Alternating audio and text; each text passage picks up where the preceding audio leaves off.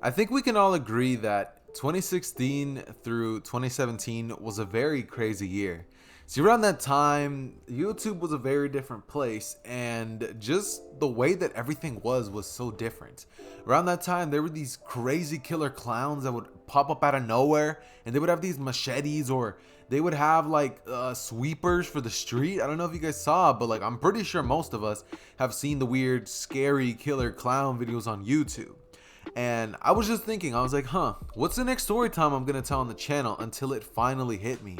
I was like, wait, I should definitely talk about when I had a scary killer clown sighting. And that is exactly what I am going to be doing today.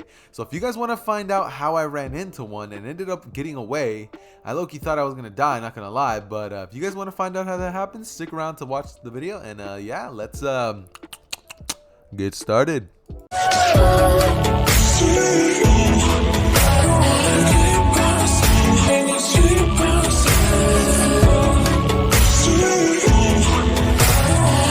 Okay, so before I start this entire story off, I gotta give off a little bit of a background information so you guys can kind of understand what was going through my head this day and how everything ended up getting to this point.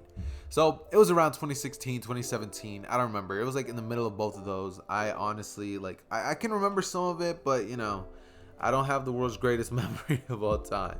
So it was around that time. That's all I know.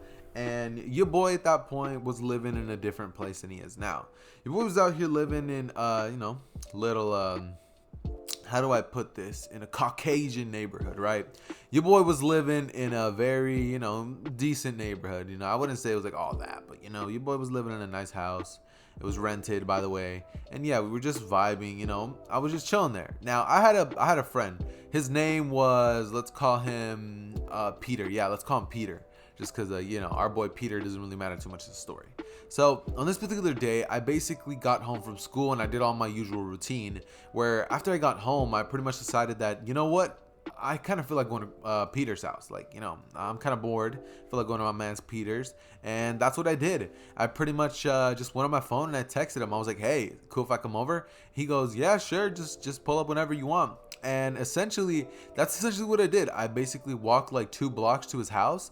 And as soon as I got there, we pretty much just played video games for a while. Now, the way to his house was a little weird. Because the thing was, there was like this giant, okay, look, let me explain. So it was my street. And like on my street, my house was like to the right side, right? And if you walked like, let's just, it was like a straight line, right? It was like any other street. If my house was like towards the middle of there, right?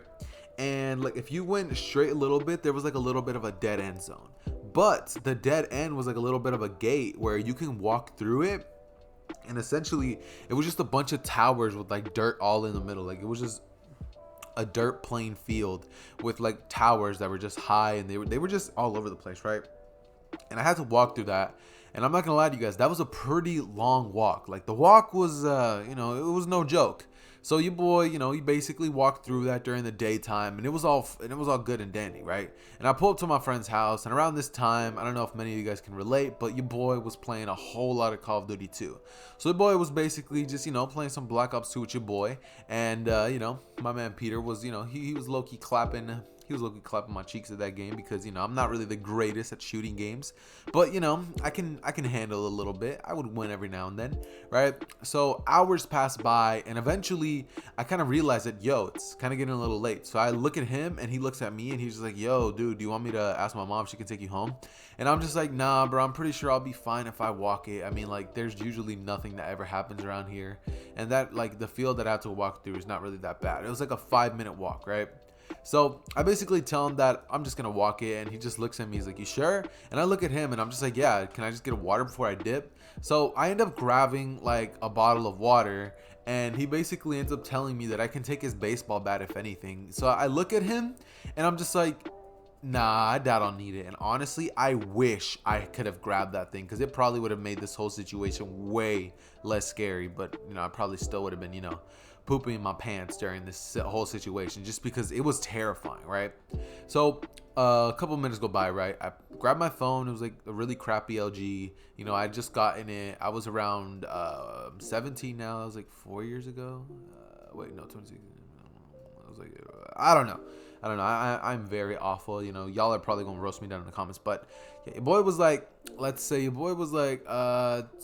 I think it was like 12. I don't know how old I was, honestly.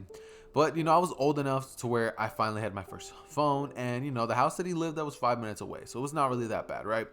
So essentially, I basically just grabbed my phone and I put my earbuds in. You know, there were some really bad ones. I got them from the dollar store. And I pretty much just plugged them in and I start walking, right? I just basically start taking a nice little walk. And honestly, I should have known that things weren't right because like it at this same neighborhood I've had like my bike stolen and like there was just a couple of people who looked very shady, right? So I start walking and essentially I basically am just vibing. You know, your boy's just looking around, just having a normal walk until everything just had to get ruined. See, I start walking and then out of nowhere, I basically just feel as if someone's watching me. So I take out my earbuds and I like look around and it's at this point where I'm just like, yeah, I'm probably gonna have to walk a little faster just in case it's like a dog or something, right? That's what I was thinking.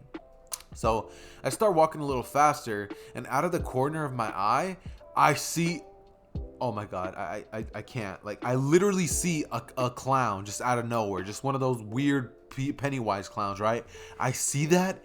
And as soon as I see that, I just start darting. Like, I legit just dipped. I cannot express to you how fast I was running.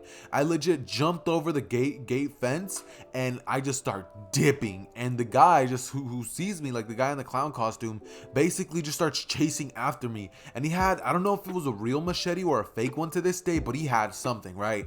And I just start darting away, right?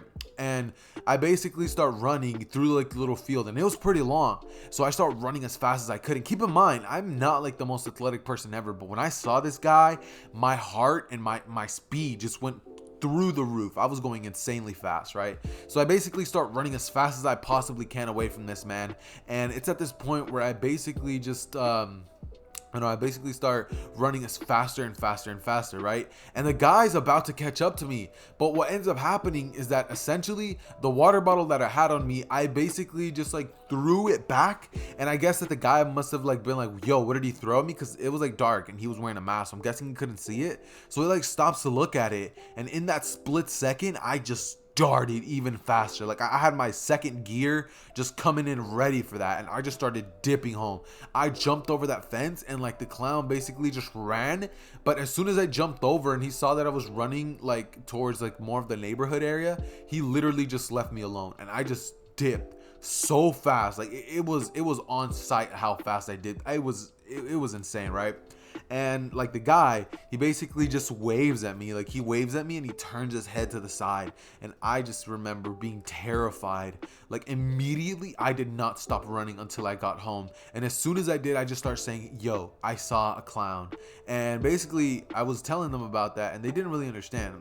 So what ends up happening is basically I end up getting home and I text my friend about what just happened. And he goes, dude, you're never walking home like that in the middle of the night ever again. Well, it was not really the middle of the night. It was like 7 o'clock. But, you know, around this time, the sun would set down pretty fast. So it was like 8, about to be 8.